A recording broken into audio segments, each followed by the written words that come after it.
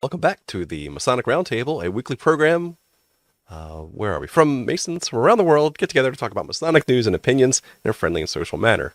As a reminder, the thoughts and opinions expressed here are solely the opinions of the participants and do not represent any Grand Lot statements or positions. Make sure you keep your conversations open for the public and on level. To interact with us, we love seeing your questions live every Thursday night in Facebook and YouTube. So hello and good evening. As a reminder, we can't get to all comments, but some of yours may show up in the show. So check yourself. And as always, if you can't catch us live, catch us in the replay or in your favorite podcasting app. My name is John Ruark. I'm a past master of the Patriot Lodge, number 1957 in Fairfax, Virginia. Joe, how was my introduction tonight? Outside of the 2 mini strokes that I saw you have, it was lovely. Yes. Hi, everybody. Joe Martinez, who is not having a stroke at the moment. Good. Hey, still past master of Manassas Lodge, number 182 in Manassas, Virginia, member of Things and Stuff. And as always, damn glad to be here. Excellent. Glad to see you. Robert Johnson. Good evening. Hi and hello. Hi and hello. Robert Johnson, past master Waukegan, past master Space Dovum 1183, and secretary of both. For sure. Why not? Happy to be here. Very excited for tonight's episode. As am I, because we have a special guest tonight, the illustrious Steve Harrison. Hey, Brother Steve, how are you? I'm doing great. How are you doing? Great. Welcome back. Welcome back. Thank you. We've been saying we didn't get we had to cut off a great conversation during the last Generations and Freemasonry episode. I think that was the last one you were on. And so, yes, this is not the sequel to that. This is something even better, in my opinion. How many times has Brother Steve been on? This is my second time. Second? Okay. Yeah, but We need to fix that. Whence Came You podcast about 175 times. We don't talk about that one. We don't talk about it. Never heard of it. Well, if you pop on a third time, we send you a free coffee mug, Brother Steve. So, Oh, man, I'm going to have to get on then. yeah. Right. So it's persistence, patience, right? It's all that kind of wrapped into one. So it's a... Yeah, which is interesting, right? Because that is exactly what Steve had to do for the last several years. Why is that, Steve? What have you been working on for the past few years? Well, I wrote this book, and it took about 3 years to do it, and that's what I've been working on, John. That's great. It's been a lot of work. So surely it's a new topic that no one's ever talked about before, right? That's part of the reason. When I started doing this and really got into it, I sort of kept it a secret as to what I was working on, because it's not a new topic. It's a topic that's been done and done and done. And part of the reason I didn't want to tell anybody what I was working on is I just didn't want to bring the naysayers out of the closet that would be saying, the last thing we need is another book on William Morgan. But I had discovered some things, and I thought that we did need it. I also, going down that path, I did not want to bring conspiracy theorists out of the woodwork, because about 2 words about the Morgan affair, and you can spend the next hour talking conspiracies. And then there was the fact that I started writing it because I had found new information about the Morgan affair, and I frankly didn't want to get upstaged. There were times I thought other people had found what I had found. So well, let's start off again, for those who may not know, who is William Morgan and why did he have an affair? Well, I wasn't expecting that one. William Morgan was possibly a Mason, possibly not, who in 1826 came to Batavia, New York, and he was actually a stonemason, and he started working there, and in the process of things, developed a few arguments with the Freemasons that were there, and he got a little upset with them, decided he would write a book that revealed all the secrets of Freemasonry. And then to continue that on, the Masons got a bit upset at that, kidnapped Morgan. He disappeared, and you could say nobody knows what's happened to him since. Right. That's usually how the story ends when you hear Well, the story. depending on who you ask, right? Like Steve says, there's tons of conspiracy theories. We've all heard, like, he was thrown into into Niagara Falls, or he was actually murdered and never found. That a body was found, but then Steve had uncovered other articles and things early on that he published on Midnight Freemasons, talking about, one was one of my favorites, called The Second Body, where a body had been found that was supposedly William Morgan. And there's just been all of this stuff that's gone on with it, compiled with things in the Leo Taxel hoax and everything else, the anti-Masonic party. And it just leads to this cacophony of, like, you don't know what's real, what's not, what's completely ridiculous, or what isn't. And I mean, there's no shortage of books on the Morgan affair. This has been blended together in sort of Masonic history in circles that aren't very super informed on the topic. They confuse it with the Mormons and Freemasonry and Nauvoo, which there's sort of a weird connection.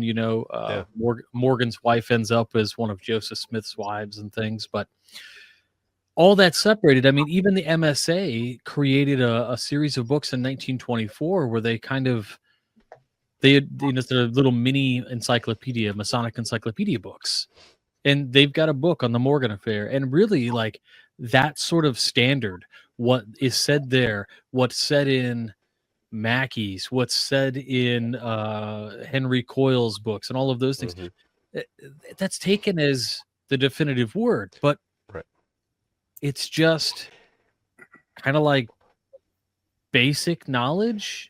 Well, see, I think the word that I would use to describe that is it's nuanced, right? And I think one thing that Steve has done, because Steve was did the kindness of a favor to, like, get us to have an advanced copy and kind of skip through that and help him proofread that.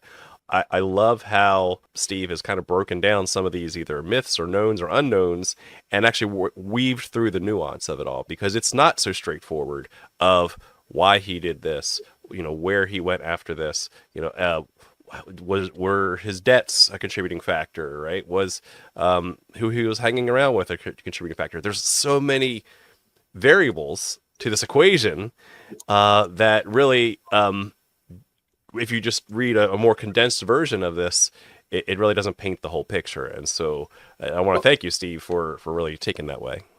Really just laying all the cards out on the table. Well, what Robert said is absolutely true, and it does get a little confusing.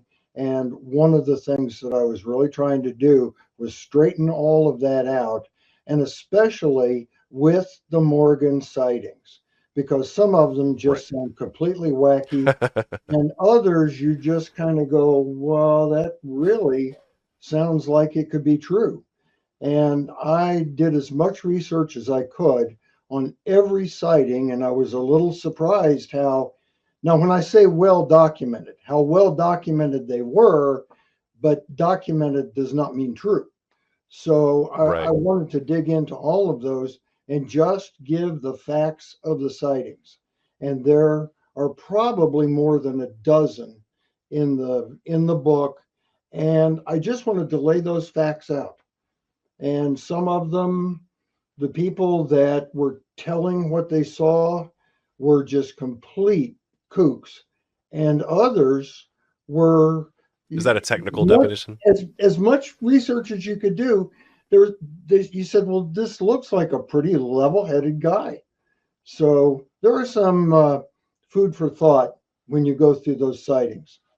Well, I think too, just to fill the dead space, what I was going to latch onto when RJ was talking was, even if you're not a Freemason, especially in this country, that whole incident and the life of this person and what happened to him really is a driving force in the way our country kind of shaped, right, in the 1820s. So because, one of the reasons that is hysterical, Cleo, one of the reasons that this is such a hot button topic to Freemasons, and it should be to other people, is because it was used to kind of galvanize the first third party here in the United States, right? So before that, we didn't have a three-party system, or a third party to butt up against the two parties. And we've talked about politics for the last month, and I really don't want to talk about it anymore. But that was the anti-Masonic party. One of the reasons that they used to inspire this party to actually get into national politics was the William Morgan affair. What happened to him? Did Masons kill him? And it started this whole conspiracy theory cycle about what Freemasons do, and it led to a lot of the watering down in Freemasonry. So I don't think we should understate that the Morgan affair really had a big impact outside of however many millions of Masons were here at the time. It's really a book for people other than Freemasons as well as Freemasons itself. This was American history, and it has kind of surprised me, really surprised me, when I started talking to Masonic brothers about the Morgan affair, the number of people that have never heard of it. And if that's the case, if you say half of the Freemasons have never heard of it, that's a much higher percentage to people who are not Freemasons. True. And yet, A, this was American history, and B, it dominated the 19th century. I had no trouble doing research, finding articles in papers about William Morgan. Wow. You lived it if you lived the 19th century. So today, we may not know about it, but your great grandparents sure knew about it, and it was quite the thing back then. Well, the golden age of fraternalism affected everyone in that nexus. So it's no surprise that these kinds of things dominated the media of the day. And I think this particular book that you've put together, as John alluded to, the manuscript that we were able to assist you with, it's more than just impactful, as you said, to Masons. It is a book that has national implication. It's more than impactful also in the fact that, at the end of it, I was looking at some of the lessons you might learn from reading the book and seeing what a group of Freemasons did. That, if they had just stopped at any point, we probably would not even know about William Morgan. I think if there's one of the heroes in the book, it would be DeWitt Clinton, because the Masons were running around, they were doing all this stuff. They truly did kidnap Morgan. There's no doubt about that. And they imprisoned him.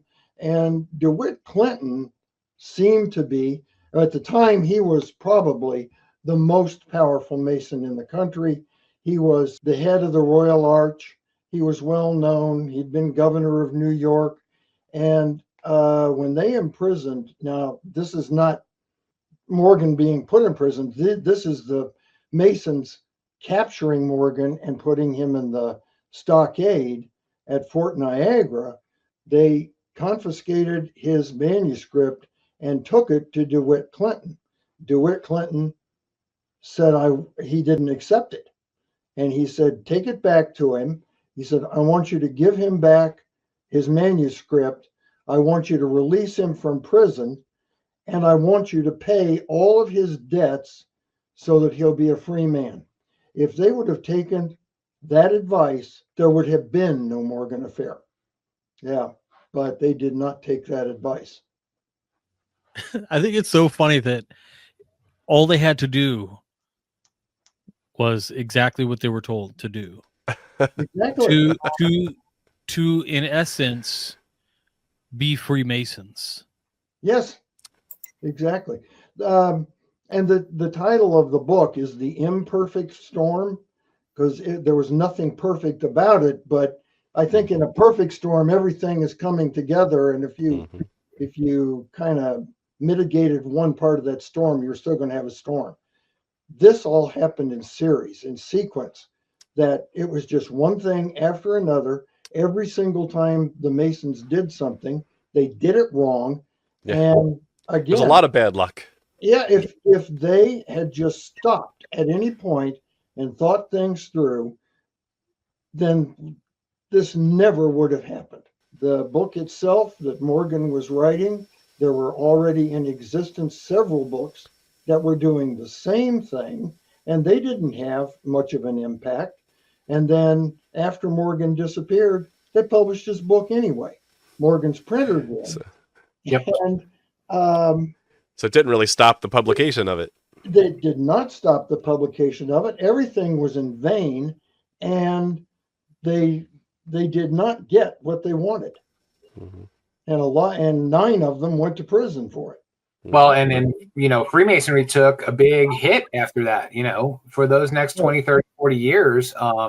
It decimated Masonry. Grand Lodges closed down, lodges closed and shuttered. Being a Freemason was not the thing it was in the 18th century. I mean, it really had a sizable impact on how our country was charted, to your point. Yeah. I mean, Grand Lodge of Illinois' first Grand Lodge was, I believe, 1821 and lasted until just before 1830. I think it stopped in 1827. Could be 1829. Might be wrong. But the minutes that I have found that talk about it or referenced in the complete history of Masonic history of Illinois reference that due to the Morgan affair, Masonry, quote unquote, went to sleep. And then we had to have a founding of a second Grand Lodge, which didn't happen until 1840, which I believe, we got our charter kind of coming back because of Missouri. But And yeah, I mean, this was impactful. They came back a little early too, RJ. Because even as much as 25 years after this thing happened, people were attacking Freemasons. Yes, I think it's fascinating, right? That it really was a turning point. I mean, you allude in the book too that, right? He wasn't the first to really go after the Freemasons, so it had already been kind of established, whether through papal bulls or the like, where there's already some distrust of those who work in secret. However, it was a catalyst. It certainly went exponentially more of the zeitgeist of the United States to not trust the Masons at that point, which have trickled through. I mean, I would argue, and I think you would agree, right? That it's even trickled through to today when you can see all these taxel hoax types of misinformation on YouTube and worshiping the devil and all that is really a ripple effect of the Morgan affair. Would you agree? It just went on and on and on. One of the little quotes I kind of highlighted in the book is from some newspaper that as Morgan was appearing here and there and everywhere, printed a little thing before another Morgan story, and it said something like, "We are thoroughly sick of hearing of Mr. Morgan, and none of this is coming to any good anyway."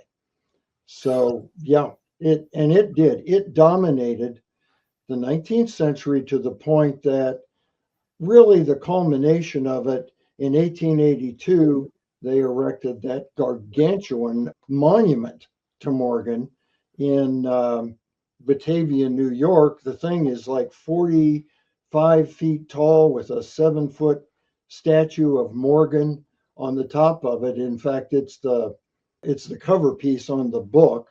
And it was still going on then, although after that it began to decline a little bit.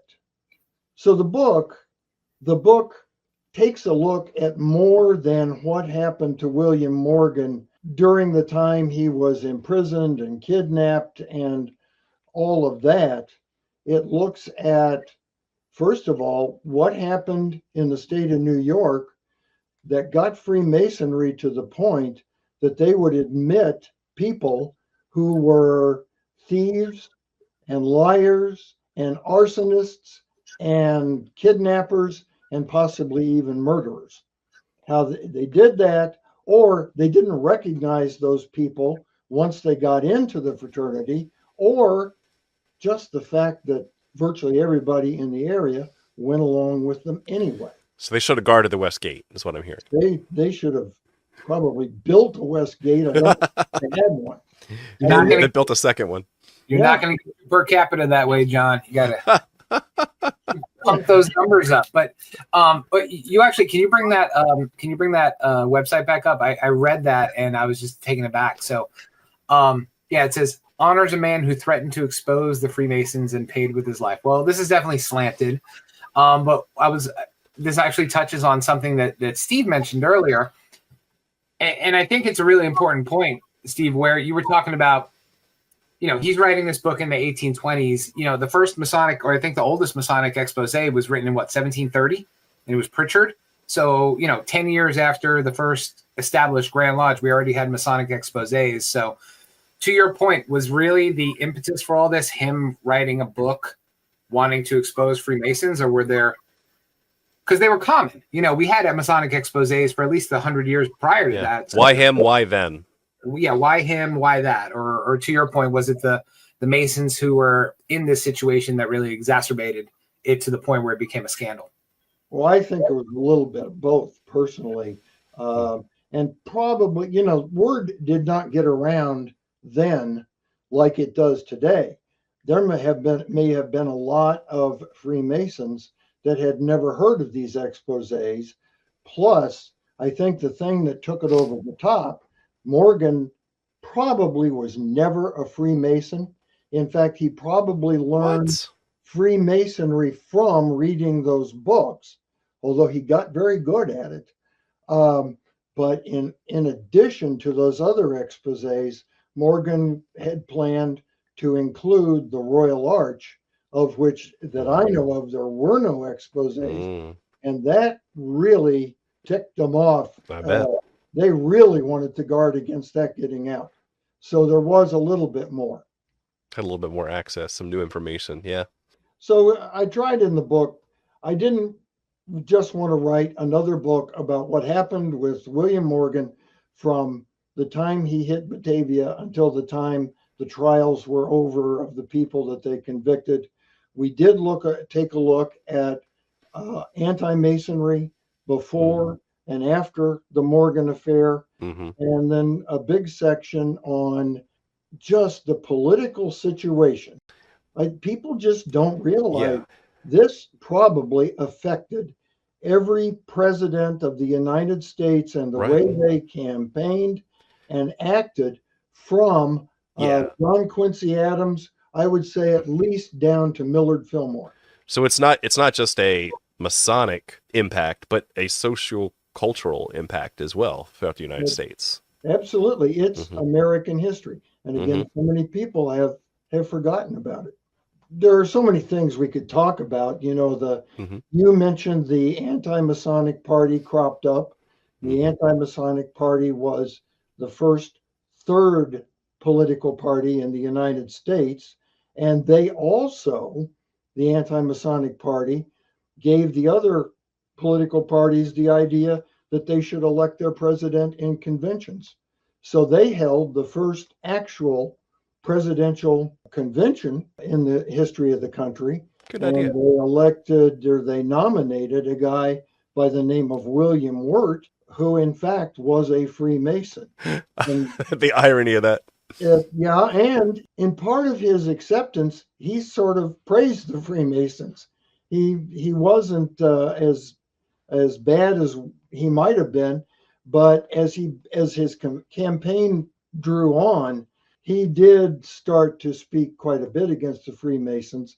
Most history books will tell you he was just an entered apprentice.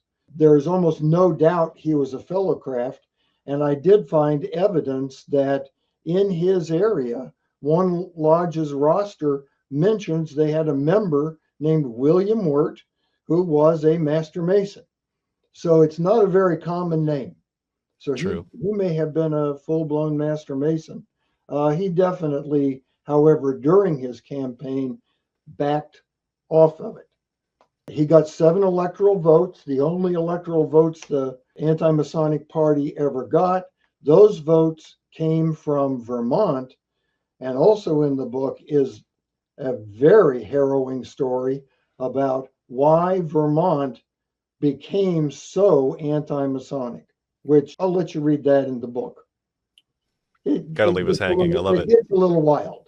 Hmm. Yeah. It sounds like, as you went through this process, there were a number of times you probably read something and then read it again. Like, did it just say that?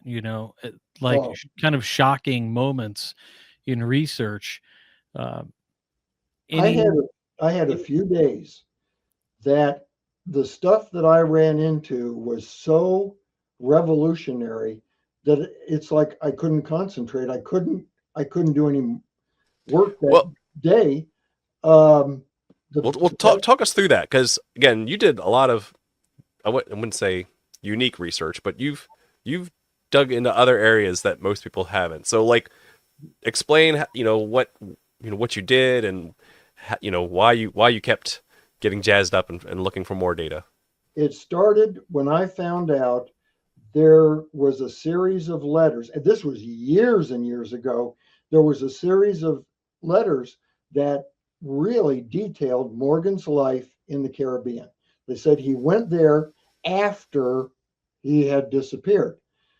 I spent, long story short, 15 years trying to get a hold of those letters. And it was at the moment that I got those letters that I knew there was going to have to be a book. And I went through that, and the letters, it wasn't just the letters that I found.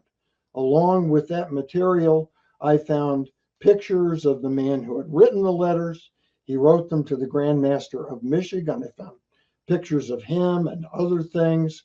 And I also, in that series of information, found a book that had a whole new Morgan theory in it that had been published in 1936. And it's a whole different Morgan story. So I wanted to include that in the book. So that's one of those, just some of the things I found. Then later on, I found corroboration on all of those letters from a man who was related to Caribbean Morgan. And not only that, he had had genetic testing done, which showed that he was related to Caribbean Morgan and Batavia Morgan. And that really set me off. That's when the project became a little more secret. I said, I don't want to tell anybody I know this. Yeah. And we followed through on that too. So did you take any good trips down to the Caribbean? Well, I don't know if you were in on the conversation, but I wanted you guys to go with me because I know Robert said he would go. Yes. Let's do it. We didn't go down to the Caribbean because the expense was just going to be enormous. I mean, if it had been to like the Cayman Islands or something like that, I'd have just gone down there. Yeah. But this was in Honduras, which is on the U.S. do not travel list. Yeah, And British Honduras. You'd have to, like, where we looked into it, you'd have to fly in, and then it's like about a 45-minute charter boat trip to this small island that had, I don't know, a couple dozen cemeteries that basically we would have had to just like walked, taken a picture of every single thing, and in the process of this, essentially do the genetic, or not the genetic, but the sort of like the history of the island. Yeah.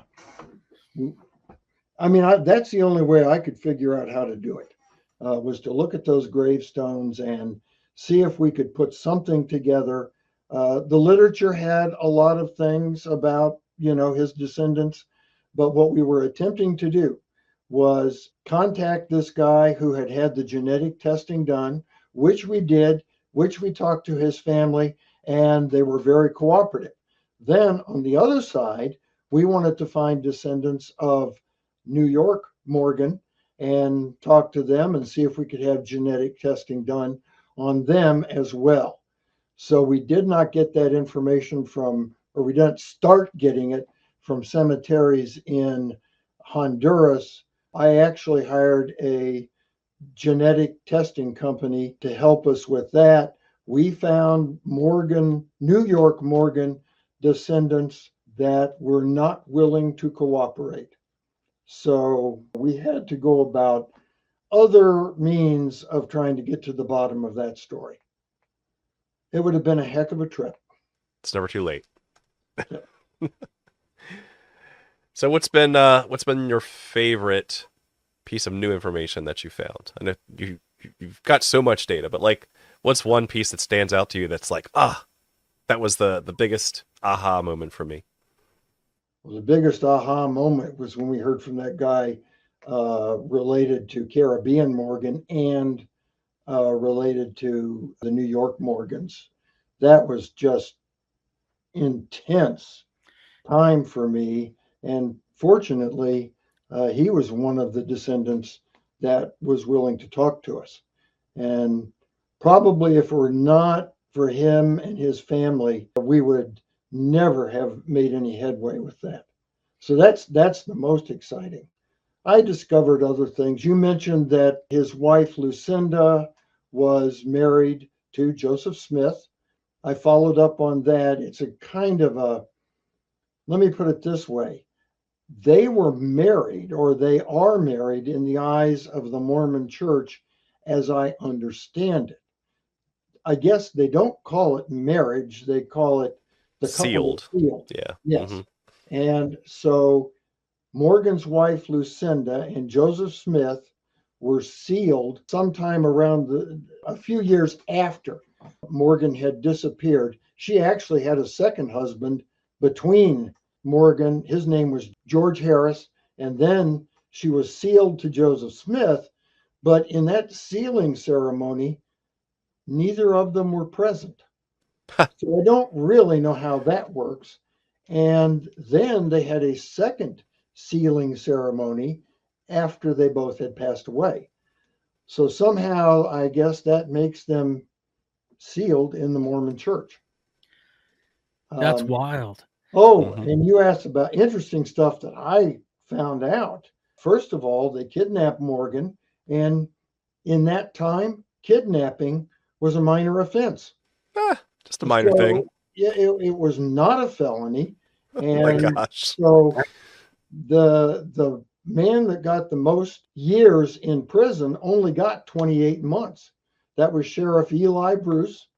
He was in prison for 28 months.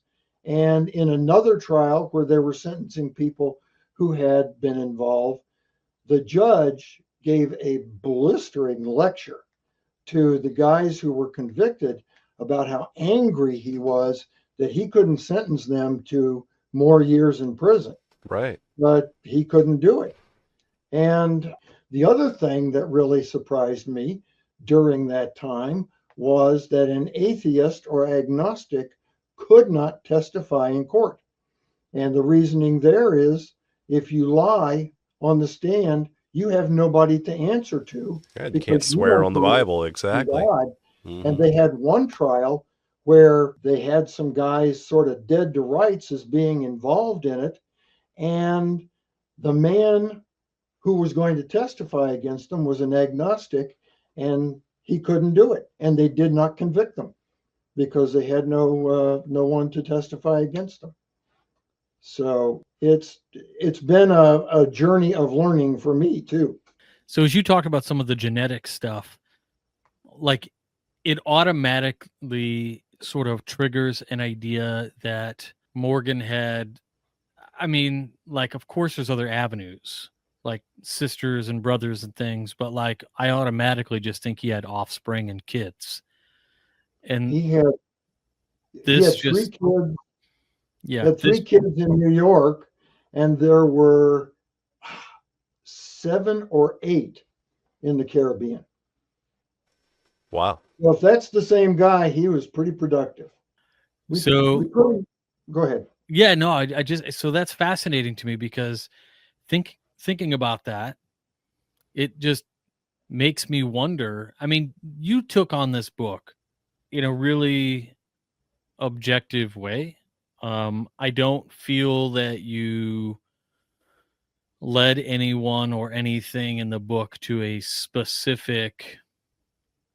I don't think you tell people what to believe. I tried very hard to be factual, Yeah. objective, and not editorialize in the book. That's the word I meant. Yep. Yeah, maybe I did it a couple times and I, but not that would lead to any big conclusion. Yeah, and that's again, that's what I enjoyed the most about your literary style too. Is like I said, just using that term, you just kind of lay all the cards on the table, right? You're saying, here are these facts. Here's what some people believe about the fact A. Here's what some people believe about fact B. Here's, draw your own conclusions. But we'll give you as to the greatest extent possible. You have to, weave a story together, but to the greatest extent possible, you try to leave it as unbiased as possible. So I appreciate that from a historian perspective, right? And for trying to, again, weave maybe contradictory pieces of data together, right? You want to make sure that you're not spoiling one storyline with another set of data, if that makes sense. Well, yeah, I mean, and you run into a lot of contradictory information. But what I finally found after going through all this material was, I mean, if you were a Mason, you were going to tell one side of that story. And if you were an anti-Mason, you were going to tell the other side. And there was no middle ground except where it came to the facts of what actually took place. Like when they took Morgan to a town called Canandaigua, is I believe how you pronounce it, and they put him sort of on trial for stealing a coat and tie. The complainant did not show up. They acquitted him. They immediately pulled out another charge against him and had him arrested. When you read about that story, the facts of what happened that night on either side, whether you were a Mason or a non-Mason, come out very much the same. But the attitude about what happened is very much different. So they'll tell the story as it happened on both sides.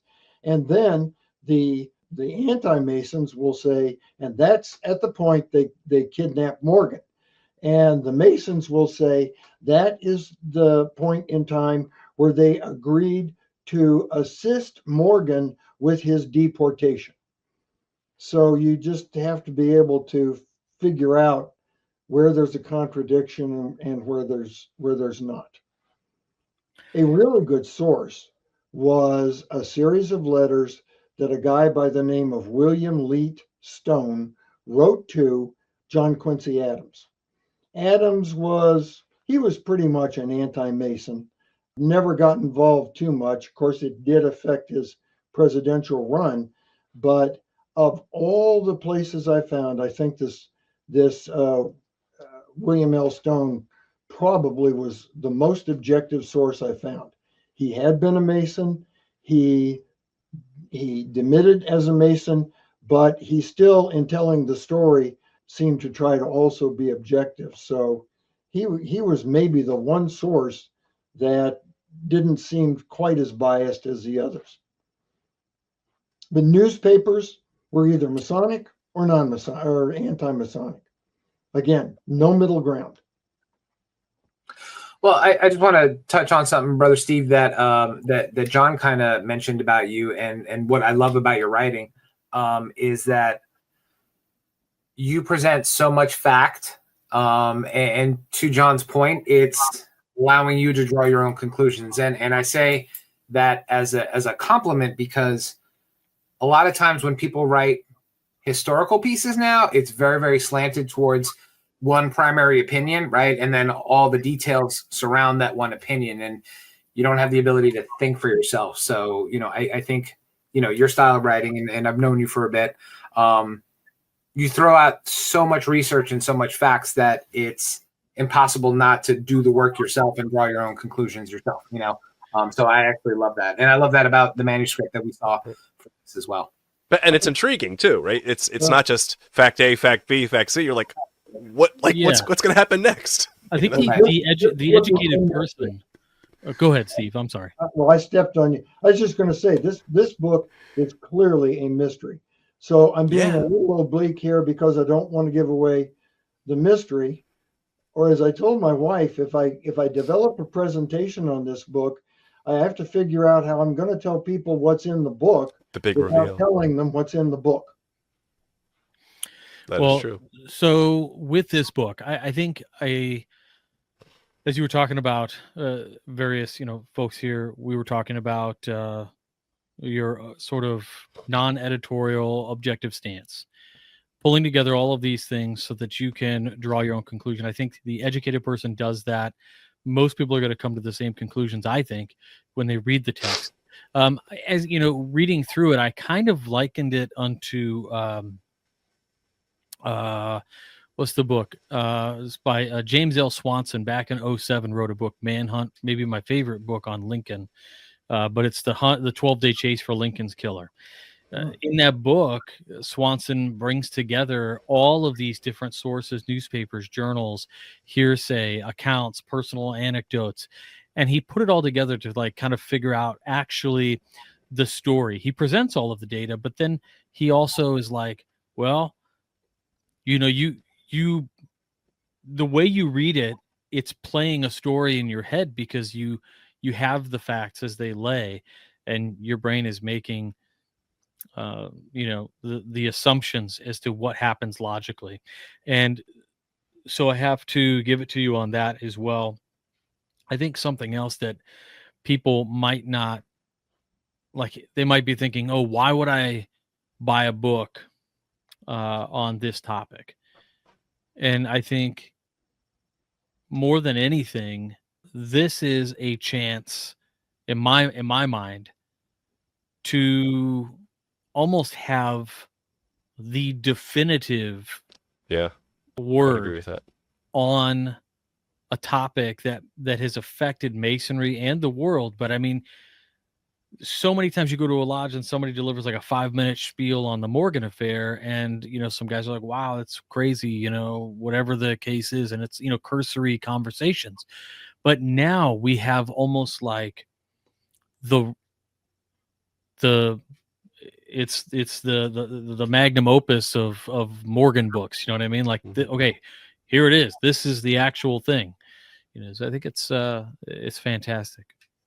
Well, I was hoping maybe we could put something out like that. And again, it's because there are many Morgan books and articles and videos out there, but it's all of the stuff that the book goes into surrounding the Morgan affair that kind of gives you the overview of everything that happened and why it happened and what the result was. So yes, I was trying to put all that together rather than just give the facts of what happened to him and what he did that led to his kidnapping. Right, so a couple questions here. First one from Cleola. Did he change his identity? Not that I know of. I'm wondering if certainly not when he was in New York. But how about Yeah. maybe when he ended up in the Caribbean? Okay, well, forget the Caribbean. There's also a volume of literature that he wound up in Smyrna, which is actually Izmir, Turkey. And the answer there is, yeah, he kind of did change his identity. If he was there, he started calling himself Mustafa. He assimilated into the Turkish culture, and to a great degree, there are stories of him there that had him being everything from a pauper, a beggar on the street, to part of the Sultan's entourage, teaching French to Turkish natives. And that raises a lot of questions. Yeah. How in the world Exactly. did William Morgan, who most people, there are two things that Masons and anti-Masons agree on about William Morgan. Number one, he was a drunk. Yep. And number two, he could not handle his finances. So it's like over there, they have all the questions about how in the world did William Morgan, who was probably an alcoholic, survive in a culture that didn't allow drinking. But he was a part of this Sultan's staff. Now, when I say this is speculation. And that particular sultan actually relaxed the drinking laws so that Morgan wouldn't have had to been completely dry. But it still wasn't, you know, the gin guzzling playground that the United States was. And there are just all kinds of theories about him being in Smyrna. So to answer the question, yeah, he probably, you could say there, he did change his identity. Interesting. Another question. Okay, final judgment. Did we kill him or did we let him go? What say you? I say wild horses could not get me to answer that question. Yeah, good. I love it. I love every bit of that. I say that with all due respect to the person asking the question. Because yes, we need to read the book. It is a page turner. So where do we find the book? Great question. Right now, you can't. But here's what you can do. The book will be out in January. We're talking to the printer right now, and it should be out in January if everything goes right. Right now, what you can do, and what I would encourage you to do, is join the Missouri Lodge of Research. Everybody who is a member of the Missouri Lodge of Research will get a copy of this book at no cost. So the cost to join the Missouri Lodge of Research is $25. That's about what the book is going to be retailing for. I'm trying to get that price down. So if you join the Missouri Lodge of Research, the book will just show up on your doorstep. After that, I'm going to kind of try to do a little bit of a book tour and have the books with me. So I'm really trying to target even a lower price for the book. Right now, if I put it on retail, it would have to be about $25, or I take a real bath on the whole thing. And I'm not trying to make money on the book, but I want people to read it. So if I can buy a few more copies or order a few more from the printer, maybe on a sort of a leap of faith, we could price this book as low as $20. And I will also say that, you know, if you're a lodge of research or even a Grand Lodge or a Masonic group that would want to buy 25 copies of the book, I'm trying to get that price down to $15. Now, a book, this is a hardbound book. It's got a dust jacket and it's 424 pages. So that alone, book, you go onto Amazon, that book, it would sell normally for about $35 to $45. I'm trying to get to the point where I can sell it for $20 and, you know, not lose my shirt on it. So I mean, it is an incredible value. I mean, so as I said, definitive text on the subject. right. It needs to be like, if you have a book on the Morgan affair in your library, it should be replaced with this book. Agreed. Well, that's just it. Yeah. I also, I don't know how close we are here, John, but you know, you guys really helped, and Jason and Chad Kopensky were just instrumental in helping me get this book out the door. There are other people too who, you know, I can't mention them now. Their names are all in the book. Clifton Truman Daniel wrote the foreword. I mean, I just got help every step of the way in getting this thing out the door. And I think people started to realize that this really is an important book. If you want to take a look at how Masonry was back then and what the Morgan affair did to Masonry and the United States. And thank you all. Oh, thank you. This has been great. Joe, Robert, we'll just leave it for any last questions that you have for Steve. No, I don't. Brother Steve, always love seeing you. Love having you on the show. Look forward to seeing you in person, maybe sooner rather than later. And yeah, I mean, I think you put the capstone touch on everything about this episode. So thank you for taking the time to be with us. My email address is stephenlharrison@gmail. And I would like people with Lodge of Researchers or anybody that would like to pre-order 25 copies of this thing at $15, shoot me an email, or maybe the guys here will be kind enough to put it in their show notes. Send me Did an I spell email. that right? Oh, nope, there's a V. Oh, it's a V, not a P. And there No. are no periods in it. Uh-huh. So it's Let me just fix one that. big one word. But if you email me and tell me you're interested in 25 or more books, I really think we can get the price down to $15. There's no H. No H. What in the world? What am I doing? Why don't you Trying to spell do it in American, not You're whatever? typing I your iPad. Stefan. think he had another stroke. Stefan. Stefan. So you would have to ask my parents that question, Joe. Did I get it right? That is my email. Okay. If you email me there and tell me you want 25 or more books, I'm going to do everything I can to hold that price at $15, which means I'm giving it away. I Mhm. promise. So let me know. And if you're having an event that you want to bring me to, then there will be no shipping on the book. If I have to ship it, the shipping Right. is on you.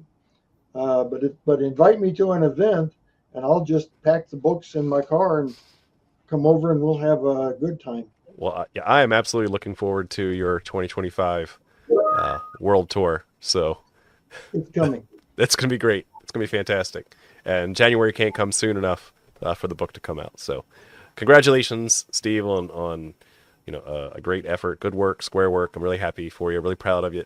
And just the it was so fun to read and to be a small part of that. So I want to thank you from the bottom of my heart. Yes, sir. And thank you right back. Okay. All right, gentlemen. Well, it's that time. I want to thank you all very much for watching and keep searching for more light. Have a good night.